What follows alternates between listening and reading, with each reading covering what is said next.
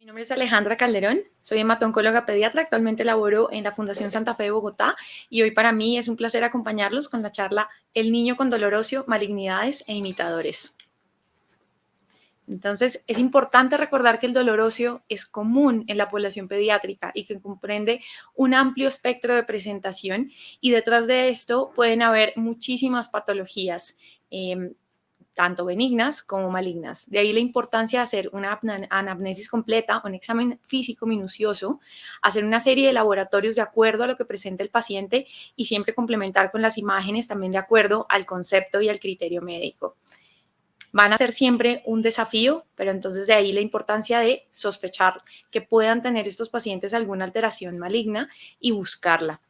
El dolor óseo va a representar entre el 3.6 y el 6.1% de las consultas en niños mayores de 3 años en la consulta externa y la prevalencia va a aumentar con la edad, de manera que en los adolescentes, entre los 11 y los 14 años, este grupo etario va a tener una prevalencia que puede ir incluso desde el 11% hasta el 20% también en consulta externa.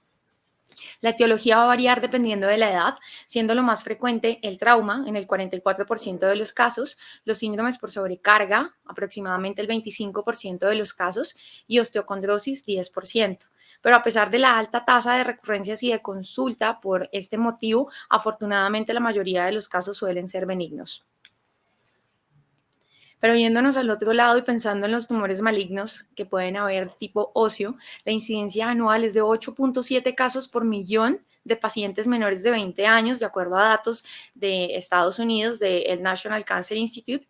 El 80% de los pacientes con tumores óseos tienen menos de 20 años de edad y esto se traduce en que hay 700 casos nuevos cada año. 6% de las malignidades pediátricas corresponden a tumores óseos. De estos, el 56% van a ser osteosarcomas, el 34% sarcoma de Ewing.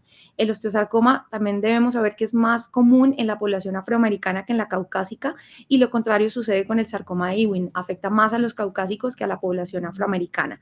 Esto porque tiene unas bases genéticas que lo logran explicar.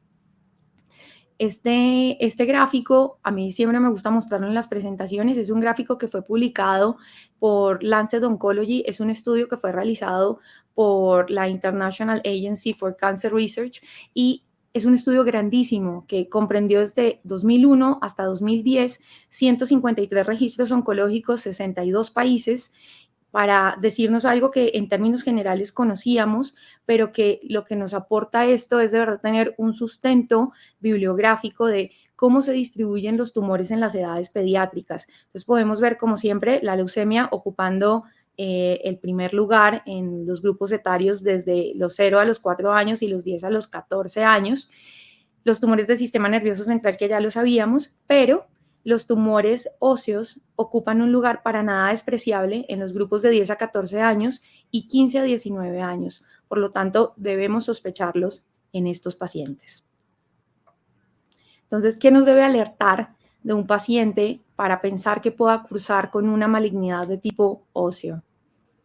Entonces, los pacientes que tienen dolor óseo, que tienen dolor articular, que tienen cojera, que tienen dolor cuando caminan y que además cumplen con estas otras características, que son que ese dolor lo despierte por las noches, que tenga una duración de más de 2 semanas, que siempre esté presente en el mismo sitio. No es como los dolores del crecimiento, que suelen ser unos dolores que son migratorios. Estos dolores que se asocian a malignidad no son así, siempre son un punto fijo el que el paciente manifiesta que le está doliendo. Puede haber inflamación, masa de tejidos blandos, como se les mencionaba en la anterior charla, y no mejoran de forma usual con el uso de AINES o de acetaminofén. Son dolores que persisten a pesar de ese manejo inicial que recibe un paciente. ¿Qué problema tiene esto? Que muchos de estos síntomas se presentan también en patologías benignas, lo sabemos, y rara vez resultan en un diagnóstico posterior de cáncer. Pero entonces hay que ser muy acuciosos y seguir a este paciente para ver que efectivamente sea una patología benigna y no que posteriormente termine siendo diagnosticado con un cáncer y que no seamos nosotros el que lo haya diagnosticado. Porque puede pasarnos que consulte previamente, pensemos que sea algo benigno, pero el curso de ese dolor cambie y decidamos ampliar estudios y terminar haciendo un diagnóstico de cáncer. Eso también es correcto. No quiere decir que a la primera vez tengamos que sospechar que sea una malignidad. Siempre debemos correlacionar los hallazgos con los datos del examen físico y la historia familiar. Ustedes saben, es fundamental siempre hacer una historia completa y siempre prestar atención cuando los pacientes consultan por el mismo síntoma. Esto no solamente para los tumores óseos, esto en general para todo lo que vemos en el día a día de la pediatría. O sea, un síntoma que va más allá de lo que esperamos, en lo que se deba resolver, siempre debemos pensar que ese paciente puede tener un diagnóstico de cáncer. Entonces, las alteraciones óseas, en general, cuando ya tienen una alteración ósea que sea visible, es mucho más fácil el diagnóstico. Entonces, la idea no es llegar a que el paciente tenga una gran masa de tejidos blandos, una gran masa tumoral para llegar a ese diagnóstico de un cáncer. Entonces, ¿qué más de la clínica debemos pensar? Entonces, el dolor local, que va a estar presente en el 90% de los casos con pacientes con malignidades óseas, perdón. La inflamación local, 50% de los casos. Disminución del arco de movimiento, 45% de los casos. ¿Cómo vemos esto? En un paciente que usualmente era activo, un niño en edad preescolar, en edad escolar, que hace normalmente sus actividades físicas en el colegio, que es un niño que llega a casa y juega con sus hermanos y que súbitamente deja de hacerlo, debe hacernos pensar que a este paciente le está ocurriendo algo malo. Las fracturas patológicas, los pacientes que tienen una fractura y consultan y que estas fracturas no corresponden con el impacto que tuvieron los pacientes, con un trauma que haya sido de baja energía y el paciente tenga una fractura, debe hacernos también pensar que hay algo malo en ese hueso. Y el derrame articular, aunque no es frecuente. Entonces, antes de atribuir el dolor óseo a causas benignas, pensemos que pueden estar cursando los pacientes con un tumor óseo. Los dolores de espalda sabemos que son frecuentes en la población pediátrica y especialmente en la población escolar con el uso de maletas que superan el 10% del peso corporal, en los adolescentes también y en los pacientes que practican algún tipo de deporte. Pero debemos también pensar que cuando ese dolor persiste en el tiempo y no se maneja de forma fácil con un analgésico, también debemos pensar en otro diagnóstico como los tumores óseos. Entonces, nuevamente, un dolor que lo despierte, dure más de 2 semanas, no mejore con los antiinflamatorios, que siempre esté localizado en el mismo sitio o que tenga masa de tejidos blandos, debemos pensar que el paciente puede tener un tumor óseo. Siempre tomar imágenes en 2 planos. Cuando nos hayamos decidido a estudiar a este paciente, siempre deben tener una imagen en 2 planos del sitio comprometido. Y herramientas adicionales que nos contribuyen al diagnóstico son el hemograma, el extendido de sangre periférica y marcadores inflamatorios como la proteína C reactiva y la velocidad de sedimentación globular. Los dolores de crecimiento. Entonces, los dolores de crecimiento son una entidad que en verdad no guardan relación con la velocidad de crecimiento ni tampoco con el cierre de las epífisis. Sin embargo, se han denominado así porque se hallan en general en las edades pediátricas en las cuales hay un pico de crecimiento, pero se trata de un síndrome doloroso cuya etiología se desconoce y que es muy prevalente en la infancia. Se estima que un 10 y un 20% de los niños entre 3 y 10 años sufren de esta entidad. Tiene una frecuencia similar tanto en niñas como en niños, o sea, no tiene un predominio por el sexo del paciente y característicamente se van a producir en las tardes, o sea, tienen en general una presentación vespertina o nocturna y usualmente es en los miembros inferiores. La duración es de 10 a 30 minutos y habitualmente va a ser en la región pretibial, en los gastrocnemios, en la región poplitea y en los muslos. No es un dolor que perdure en el tiempo y tiene una intensidad que es muy variable. Hay pacientes que llegan a referir una intensidad 8 sobre 10, 10 sobre 10 cuando tienen estos dolores y hay otros que suelen llevarlo bastante bien. Como les decía, también mejoran con los analgésicos convencionales. Adicionalmente ceden con el calor y con los masajes que pueden administrar los cuidadores y el diagnóstico se basa fundamentalmente en la historia clínica del paciente y en obviamente descartar otro tipo de alteraciones. La osteomielitis. La osteomielitis es un gran imitador de los tumores óseos.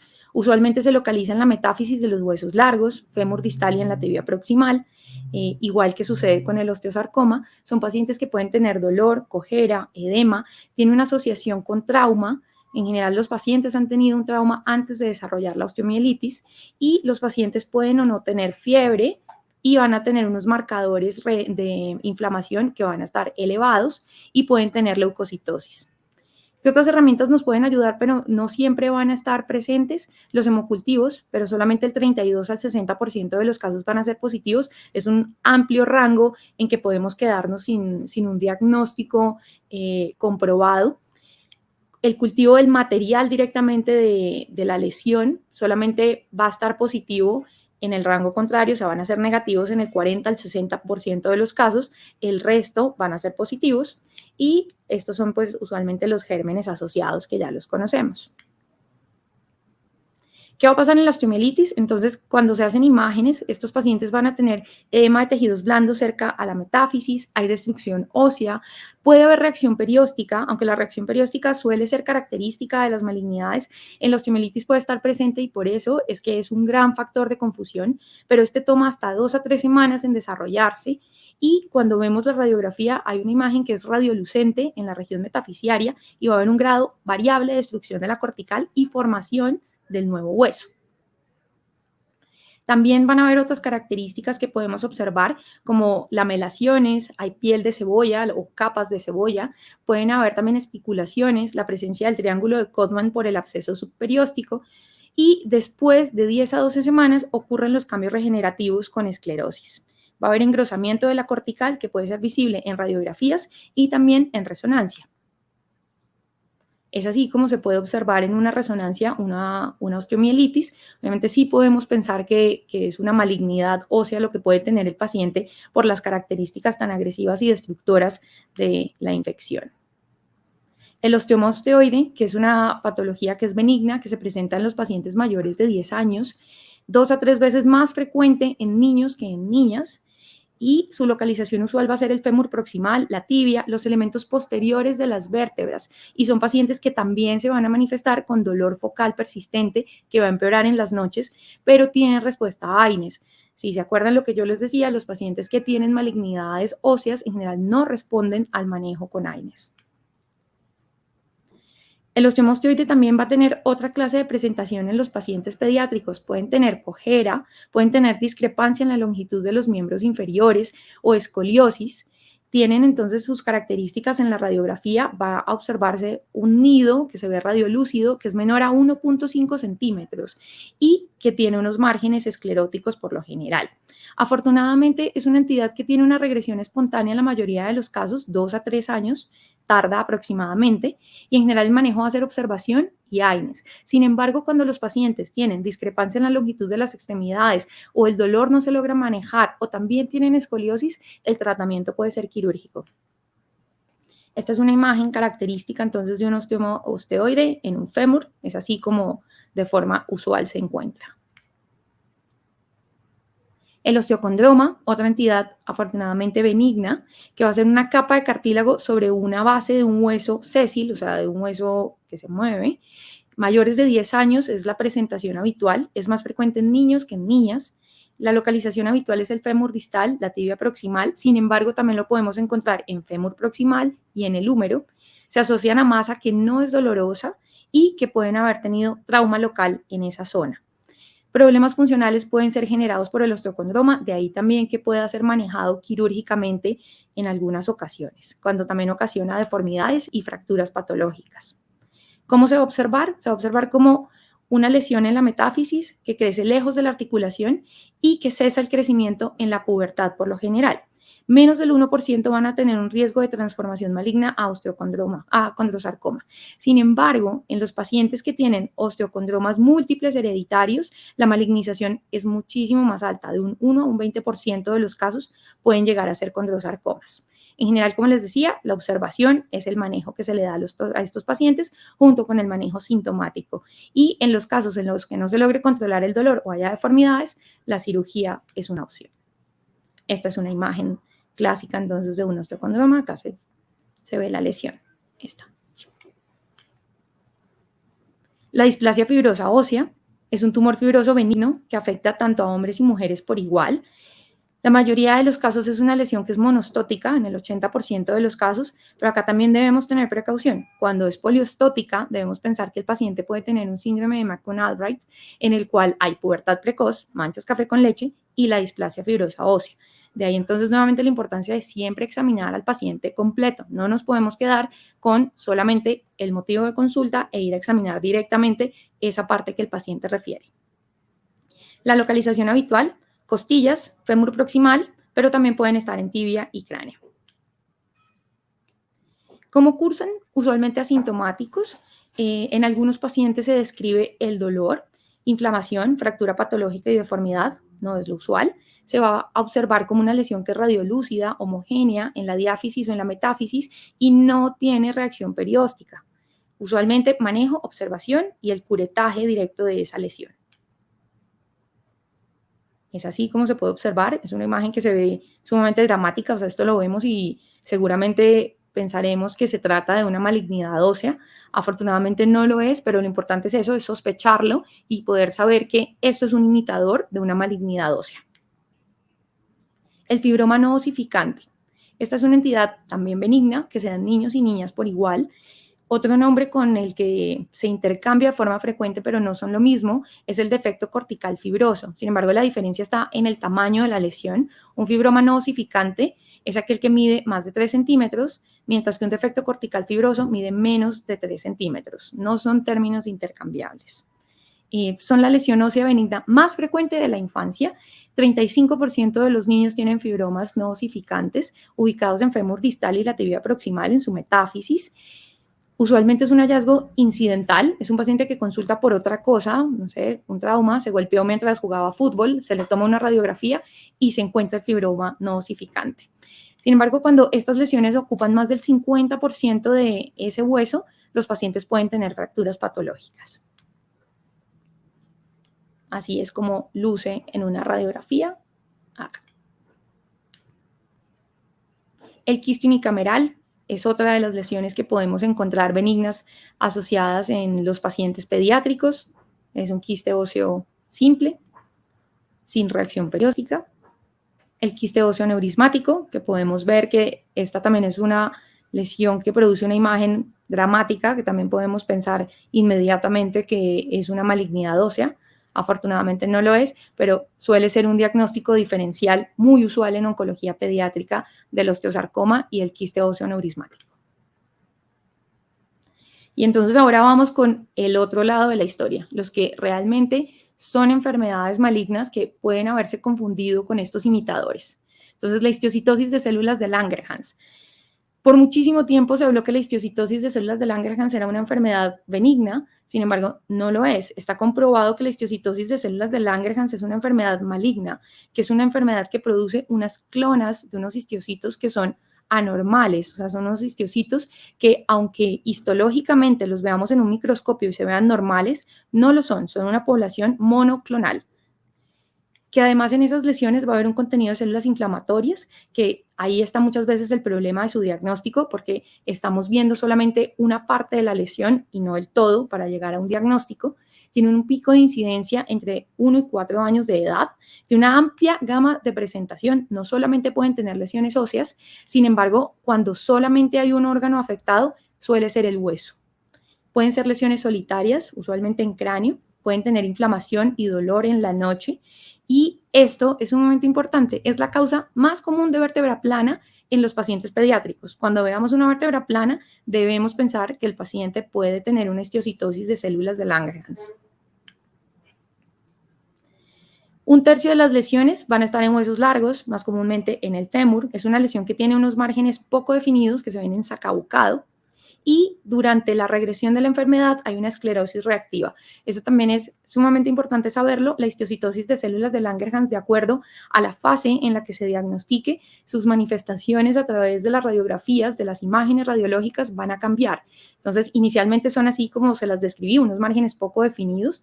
Sin embargo, cuando la lesión ha tenido tratamiento, ya sea a través de curetaje o de quimioterapia, estos pacientes tienen regresión de las lesiones en la mayoría de los casos y hay una esclerosis en esos bordes.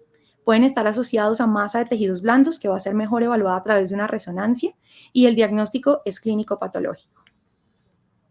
Así es como luce la lesión clásica de una histiocytosis de células de Langerhans con una lesión en la calota. Sé que no es el tema, pero esto es a lo que voy con las manifestaciones variadas. Esto es un paciente con una histiocytosis de células de Langerhans. El del lado izquierdo es un caso dramático de un paciente con una histiocytosis congénita.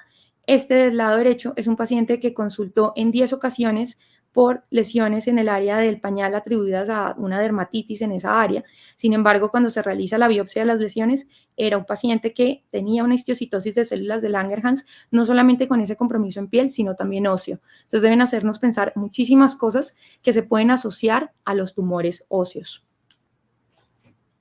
El osteosarcoma. El osteosarcoma es el tumor óseo maligno más frecuente en pediatría. Es un tumor que es productor de osteoma. Su incidencia va a cambiar a lo largo de la vida de los pacientes. Tiene una incidencia de 4 casos por 1.000.000 año de personas entre los 0 y los 24 años. Sin embargo, cuando vemos un grupo etario más pequeño, los pacientes tienen una incidencia muchísimo más alta y tienen un pico en la adolescencia, y nuevamente hay un pico de diagnóstico del osteosarcoma en los pacientes mayores de 60 años. Se calcula que hay aproximadamente 450 casos por año en niños y adultos menores de 25 años, y el osteosarcoma es el 5% de los tumores de la infancia. El osteosarcoma usualmente va a estar localizado en el fémur distal, en la tibia proximal y en el húmero proximal.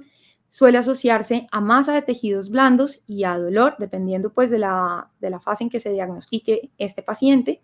El promedio de síntomas usualmente es de 3 meses, sin embargo hay pacientes que pueden tener hasta 6 meses de síntomas antes de tener un diagnóstico de un osteosarcoma. En la radiografía se va a ver una lesión lítica y esclerótica con destrucción de la cortical. Estos pacientes tienen definitivamente reacción perióstica y en general no es patognomónico, pero es de las que más se asocia es la apariencia en sol naciente y las especulaciones. Esto es una imagen que cualquiera de nosotros podría decir, efectivamente algo malo está pasando en ese hueso. ¿Qué es? No lo sé, pero hay algo muy malo. Sin embargo, el osteosarcoma puede manifestarse sutilmente. Podemos ver imágenes como la de la izquierda que pueden pasar desapercibidas cuando se hace una radiografía de esta localización, y podemos tener imágenes como la del lado derecho. Este es un paciente que consultó por una fractura y inicialmente no se hizo el diagnóstico de un osteosarcoma. Se pensó que simplemente había tenido una fractura por el trauma que había tenido. Sin embargo, cuando se mira detenidamente la imagen, es un paciente que tenía signos de reacción perióstica. Tenía un triángulo de Codman y sí tenía efectivamente destrucción de la cortical, no solamente por la fractura. Entonces, recordar, o sea, siempre tenerlo presente. Con esto no voy a que todos los pacientes tienen tumores óseos, no los tienen, pero siempre debemos tener en mente que un paciente que nos consulta por forma repetida o por una fractura patológica, debemos pensar en un tumor óseo. Vamos ahora con el sarcoma de Ewing. El sarcoma de Ewing es muy agresivo. Suele ser el segundo tumor más frecuente en la pediatría para todas las edades, un caso por 1.000.000.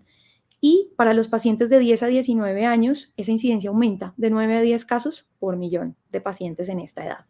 Suele manifestarse con dolor locorregional, intermitente, menos severo en las noches, al contrario de lo que mencionábamos con el osteosarcoma o con algunos de los imitadores de malignidad. Hay un dolor sin historia de trauma y usualmente tienen más de un mes de duración los pacientes con esta sintomatología. Va a localizarse de forma más usual en la diáfisis de los huesos largos.